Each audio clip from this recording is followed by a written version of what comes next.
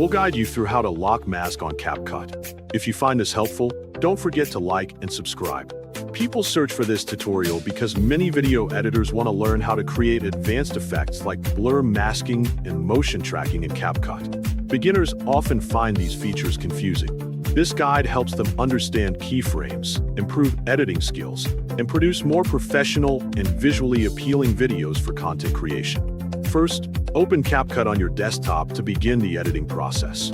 After the program loads, create a new project by pressing the New Project button on the main screen. Once the project is open, import a clip you want to use by selecting it from your files. After importing, add the clip to the timeline so you can start editing it.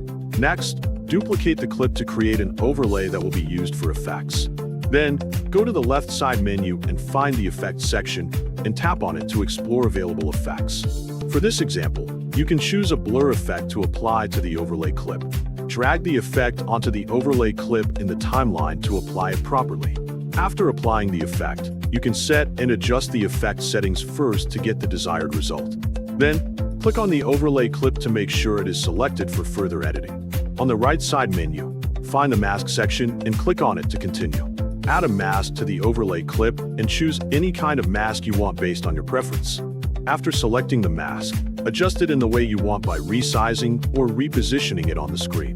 Make sure the masked area fits your intended focus in the video. After that, use a keyframe to make the mask follow the same movement as the video clip. This step ensures that the effect stays aligned with the subject as the video plays.